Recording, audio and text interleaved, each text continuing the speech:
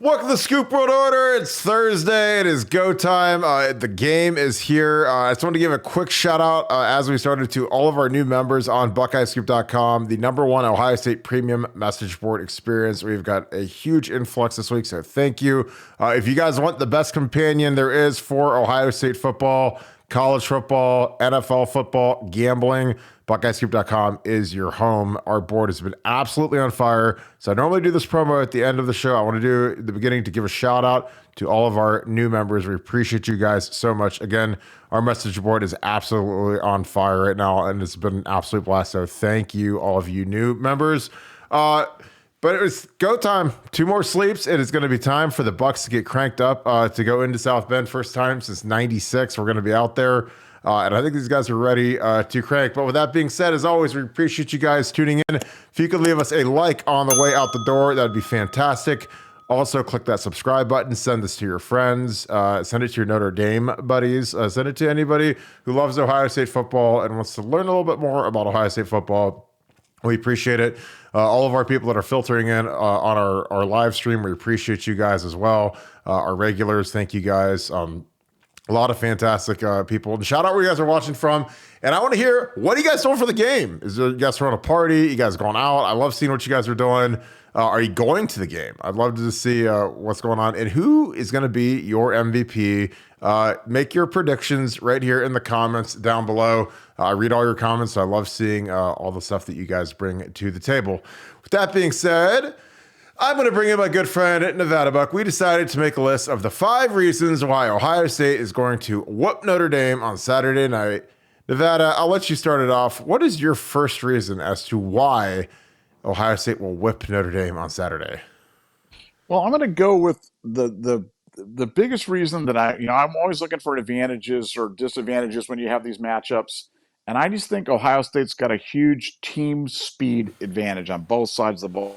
So I'm going to go team speed is going to be reason number 5, because when you've got speed, it forces the defense to play a shell. It forces the defense really can't challenge you. They can't really stand up to the speed of Ohio State, not at the wide receiver position, certainly not the running back position. And Ohio State's going to do a really good job of kind of isolating Trey, isolating Marvin, kind of run some of that RPO action on those swing passes. They're going to do a good job of getting some guys in space and seeing if they can challenge Notre Dame from a speeds perspective. And defensively, you've got the 3 corners that can match up with some big Notre Dame wide receiver, but not exactly burners. A running back, again, a versatile, tough, very productive college running back in Notre Dame, but again, not a speed merchant. A quarterback that's not a super scrambler. We're not talking about Fran Tarkenton back there. And I just think Ohio State's got a speed advantage at all the key spots, really across the board. And I think at the end of the day, that's going to be a big indicator of who's going to win the game. And that's why I think Ohio State's going to win the game on Saturday night. I've got them winning more comfortably than the odds makers at 3. I think at 3, it's kind of a steal. I think it's easy money. And that's number 5 reason from Nevadabuck, team speed.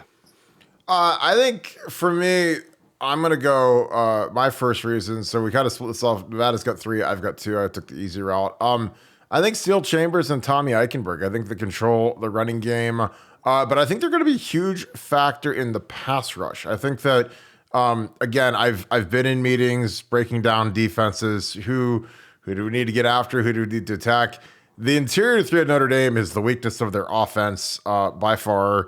I don't think it's an accident that we've been rehearsing a lot of these sim pressures where Steele and Tommy Eichenberg both walk up over the center. They make them dictate where they're going to go in pass protection.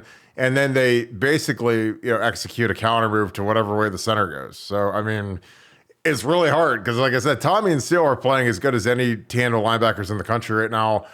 Steele, per Pro Football Focus, is rated the #1 cover linebacker in the entire country.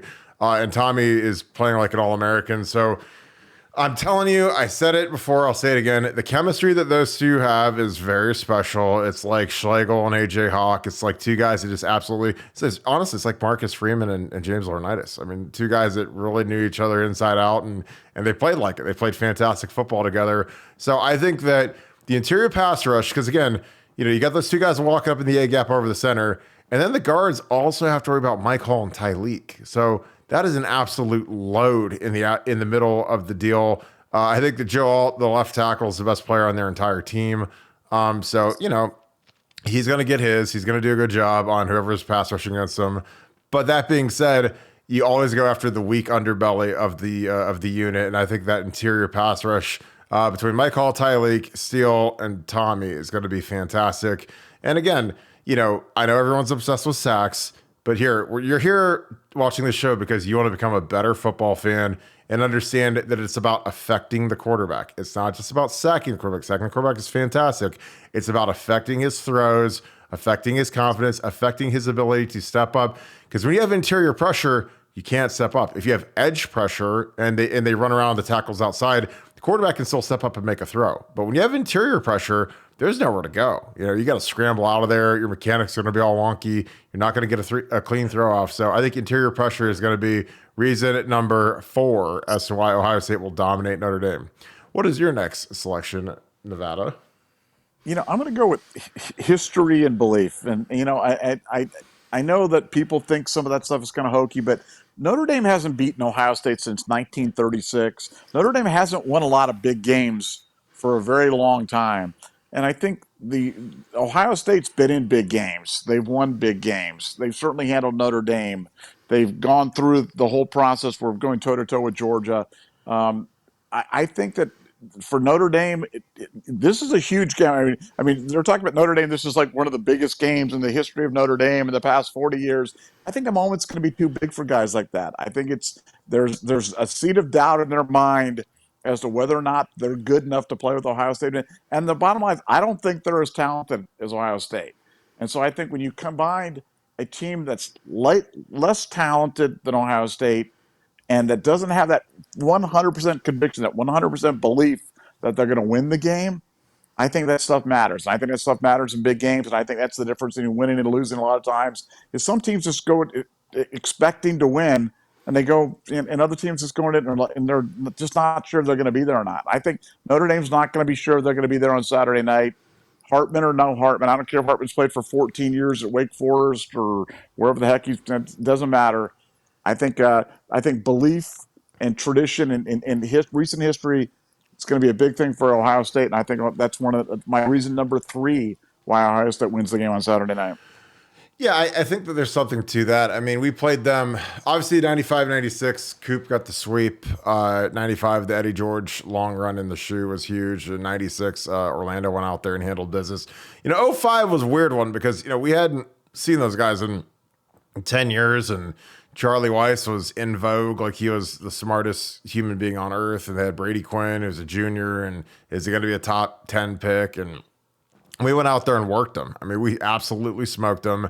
They had to basically change their recruiting strategy, and they're already handcuffed by their academics. And, again, I think that's somewhat overblown because they got Devontae Neal into school there. And Devontae Neal, I saw his transcript, and believe me, they're not some high-profile academic institution. They still get in guys that really have no business being in college into the school. But that being said, we went out there, and I'll never forget, Charlie Weiss had those guys on like 7 p.m. curfew. And Tress, let us, we had late curfew for a little while, until we got closer to the game time. And we were wild men. And we went out there and we played like it. We played like the Raiders, and we were reckless, and we whooped them. Again, like there, Anthony Gonzalez and I are both Catholics, and we both hated Notre Dame. So it was always hilarious. It's like some of the Hurricanes that played against them when they had the Catholic versus convict games were. They were Catholics. They're playing for the Miami Hurricanes, and they hated Notre Dame, and we hated Notre Dame, and we had the whole AJ Hawk and Brady Quinn, Laura Quinn jersey thing, and all that, and I just we had that momentum. We'd been disrespected, and I think that again, every time you see these games, you look at 95, 96, 05, and 15. The common thread throughout all of that is Ohio State is just so much more athletic than Notre Dame. Outside of Will Fuller in 15, we just absolutely dominate these guys from a speed perspective. And dude, when Marvin's running 22 miles an hour, which is as fast as anybody at any level of football, and you got a Mecca, then you look at our corners, you got Denzel, Davison, those guys can fly, Proctor, Seal Chambers can fly. Sonny Styles is your Sam linebacker, probably the most athletic Sam linebacker in the country. I mean, there's a reason why guys like if you said, "Hey, Marcus Freeman, Ryan Day is going to go coach the Chicago Bears or the New England Patriots.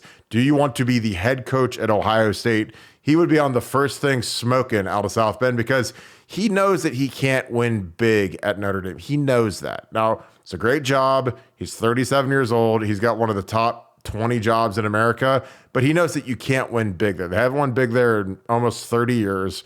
And I just think that that tradition thing is a big deal. I'll go with my next reason. I'm going to click into the film room and I'm going to circle.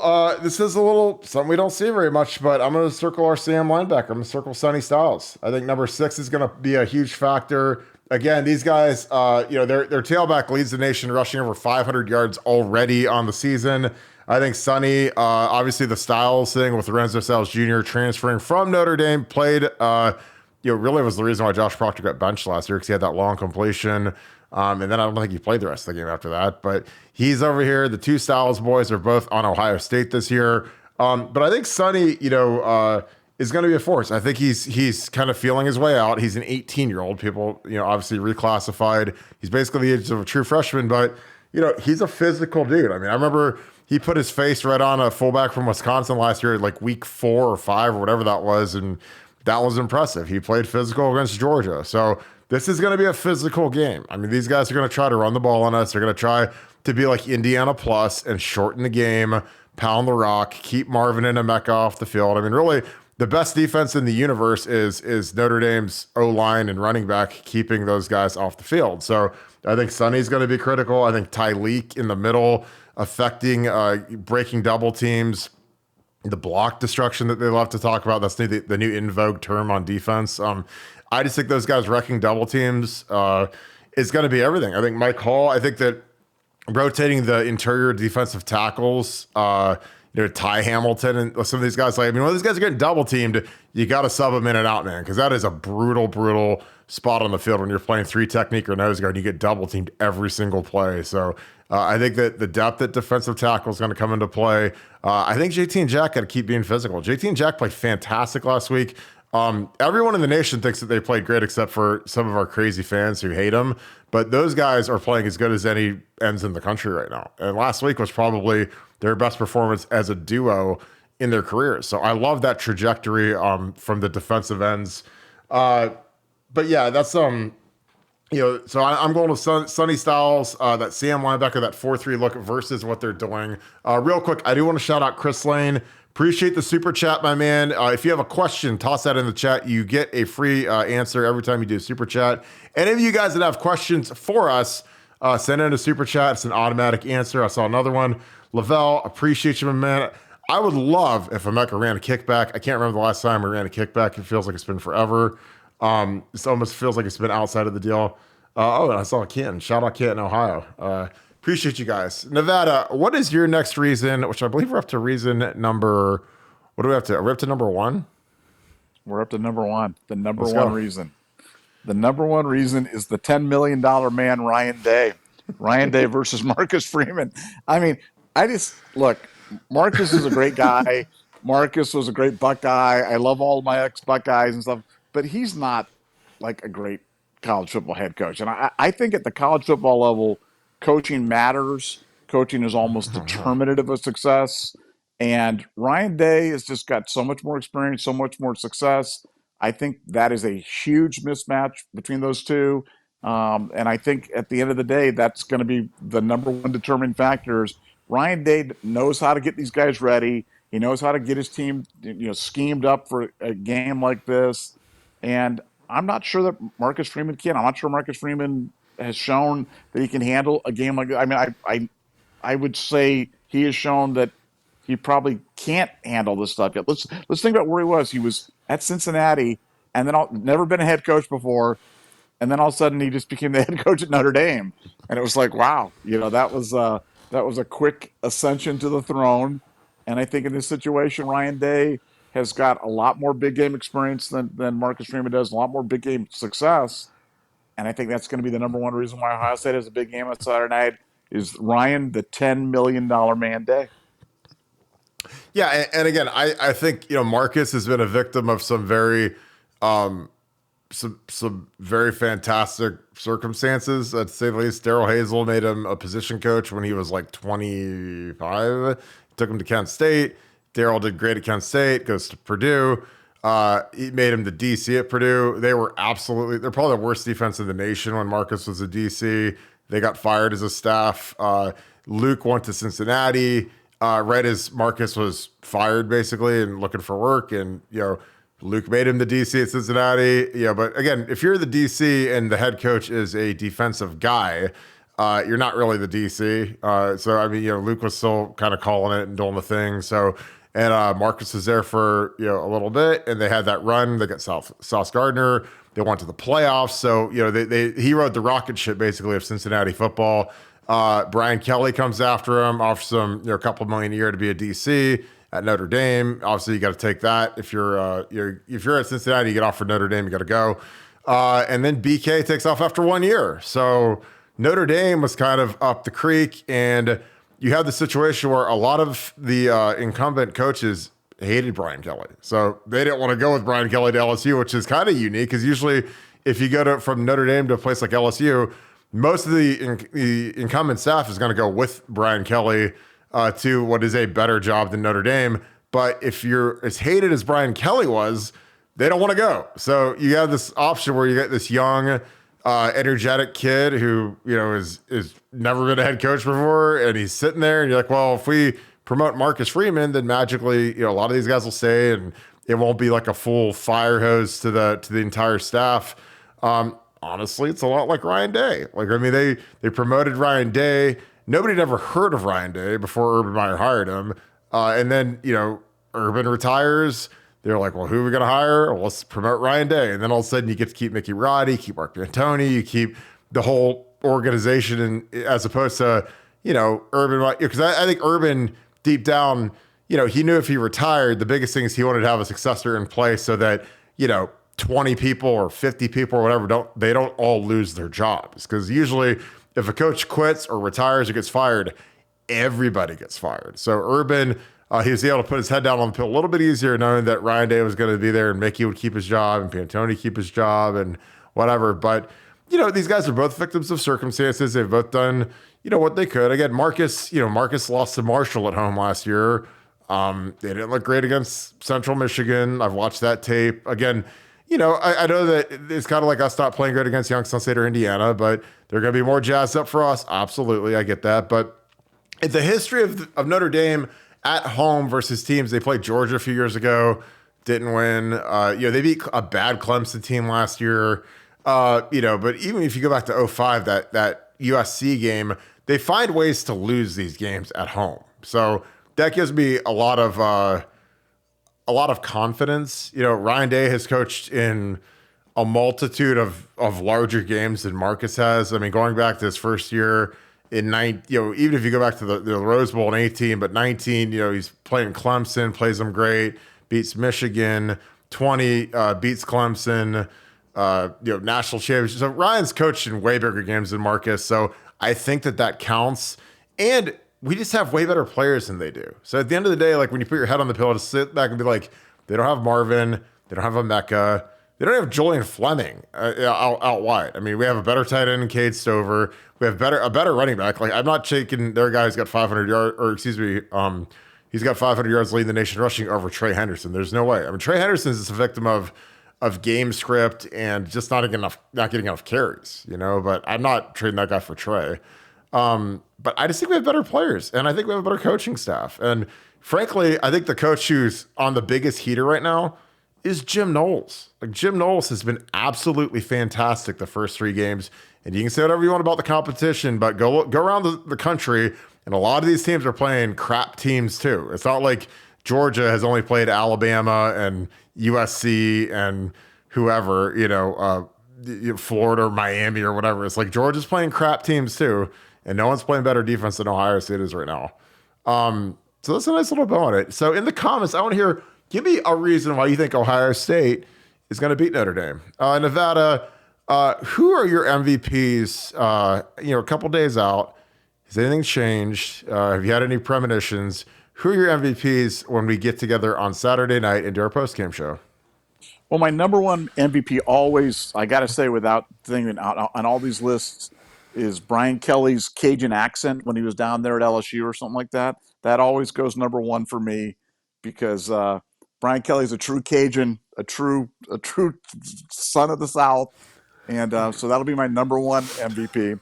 But my number two, number or 1A and two behind that, um, I'm gonna go with I'm gonna go with oh man, so it's so tempting. I'm going to go with Trey Henderson on offense, and I'm going to go with Davison on defense. I know Davison can be handsy. I know he's one of my spotlight players, but I just I think Steele knows they're going to throw those passes. Steele's going to tip one up in the air, and Davison's going to catch it and house it because he's got that kind of electric return ability. He's that guy that can do that, and I just think I think we'll score a defensive touchdown. I think that'll be one of the things that kind of starts opening the game a little bit. And I just think Trey's going to feed. I think Trey's going to have a big game. I really like the game plan that Ohio State's kind of scheming up for him. I like the way that they've kind of built it up over the past 3 weeks, and I think it's a perfect antidote for what Notre Dame's going to be giving us. So Brian Kelly's Cajun accent, Davison, and Trey Henderson, my three MVPs on Saturday night. I can't. Marvin, so for me, it's Marvin and Emeka. I just think that, obviously Marvin, this has got to be his breakout game. And I mean, he's got to go take it over the top. I don't think Notre Dame is going to be as bad as these other teams and just, forget about him. Because again, I've seen more blown coverages versus the best receiver in the country in the last 2 weeks than I think I could ever dream of. I don't think that Notre Dame will be that bad. I think Al Golden will tell, hey, don't let 18 get behind you. But man, that being said, I gotta go Emeka. I just feel like Emeka, again, if I'm calling the play, I'm giving him some handoffs, some jet sweeps, get him on the edge, get him some touches, get Notre Dame running all over the place. They run that 3-down front. They like to blitz from it. A lot of interior blitzes. But yeah, I like your pick of Davison though, because I can see us running that short side corner blitz to stop the run. That's something that is really popping up a lot in college football this year. And honestly, we are going to see it a lot just because we keep running our short side stretch play into the closed end of the field.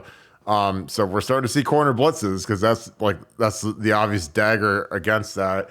But defensively, for me, it's got to be Steele Chambers. I think Steele Chambers is a guy that is really coming on. I think that, Tommy's shadow is immense because he's on every preseason All-American. He's a preseason Butkus, but Steele's a guy, that they're featuring as a blitzer when they do these little interior twists in the sim pressure game. And I think that it's kind of like it'll either be Steele or Tommy because whoever they decide to block, the other guy is going to be the guy who's like the ad guy, the guy that's going to go get the quarterback. And, it's kind of like a coin flip because if they want to block Tommy, I honestly would probably block Steele because I think Steele's quicker than Tommy, so he'd get home quicker. But I'm telling you, Steele's playing fantastic football. He got his hands on a ball, got a pick last week. Has been great in the perimeter run game. But I think those two backers have got to play their best game, shut that run game down, make the quarterback one dimensional, and affect the quarterback. Just pressure the quarterback from the interior.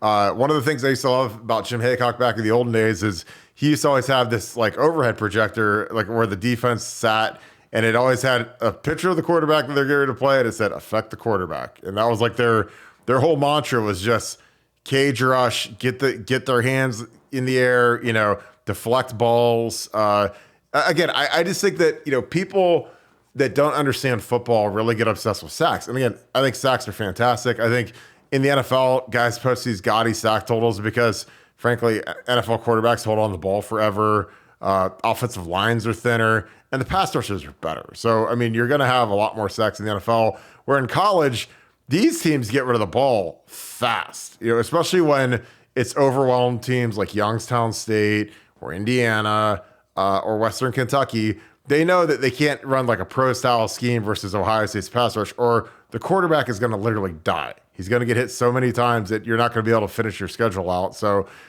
these guys know, like when you're Youngstown State, your tackles can't block JT Tuimoloau. There's no chance. They can't block Jack Sawyer. There's no chance. So you better get rid of the ball fast. And I think that that's something that, people harp on these guys and they've been beating these guys to death. There aren't two humans on this earth that want to get sacks more than JT Tuimoloau and Jack Sawyer because they both want to go to the NFL. And it's hard to say, well, I need to declare it. I had 0 sacks, so they're dying to get to the quarterback more than any human beings in the world. So be interesting to see what those guys do. Because I think the heavyweight match of the day is Joe Alt, their superstar left tackle, versus JT. And Jack will see him a little bit, but JT tends to be over the left tackle a little bit more. That's the one matchup that scouts are dying to see. I'm dying to see. I can't wait to rewatch it on film. But yeah, well, what are your final thoughts about it? We'll wrap this thing up. We'll go again tomorrow. I just think with Hartman, Hartman is a very efficient quarterback, and all quarterbacks are less efficient when you move them off their mark, but he's especially less efficient when you move him off his mark. So they've got to affect that. They've got to affect that with that interior, pressure, with those double A gap blitzes, with push from Tyleek and from Mike. And if they can move Hartman off of his mark, just make him uncomfortable, start getting him to move around, his efficiency plunges downward. I think that's going to be opportunistic chances for some terrific Ohio State defensive backs. So I think that's going to be the story of the game on defense, is going to be move Hartman around, try to get him feeling that pressure, and the sacks will come. JT or Jack's going to get there at least once or twice this week. I can see a big strip sack. I just think they're poised. I feel this game. I get a feeling before some of these games, and sometimes it's a good feeling, sometimes it's a bad feeling. But I got a good feeling about Saturday night. I think this is a perfect matchup at the perfect time for Ohio State. I think it's going to be a big night. Yeah, I totally agree, and I think we're going to have a big celebration during our postgame show. So, with that being said, I'm going to wrap this show up. We appreciate you guys, as always, tuning in. Thank you to all of our members of BuckeyeScoop.com. If you guys are not members of BuckeyeScoop.com, you guys need to join. It is a fantastic gift to give to somebody, but give it as a gift to yourself. Because I'm telling you, if you love Ohio State football, our board is always popping. Bill Greene is doing his all-night chat. Right now, it is really fantastic. Our game thread is already popping. We've got a lot of great discussion as what people are looking for in this Notre Dame game. So join BuckeyeScoop.com. I think you guys will love it. So with that being said, please leave us a like on your way out the door. Click that subscribe button, and also tell your friends about the channel. If you guys enjoy it, we appreciate it. We loaded up the last 4 Notre Dame games, 95, 96, 2005, which was the 06 Fiesta Bowl, and 2015, which was the 2016 Fiesta Bowl. So if you guys are historians like I am and you like watching the old school games, check out our YouTube channel. Search Buckeye Scoop in YouTube, and you will find those 4 games. Again, I just love watching these old games, seeing Orlando Pace, Eddie George, Ted Ginn, Ezekiel Elliott explode and just dominate. So it's just fun watching some of those old clips. So if you guys want to tune it in, put it on your smart TV and grab a beer, grab a pop, whatever, and just enjoy it. So appreciate you guys so much. I hope you guys have a great rest of your night. Thank you so much, Buckeye Nation. Thank you, Scoop family. I'm going to talk to you guys tomorrow. Go Bucks.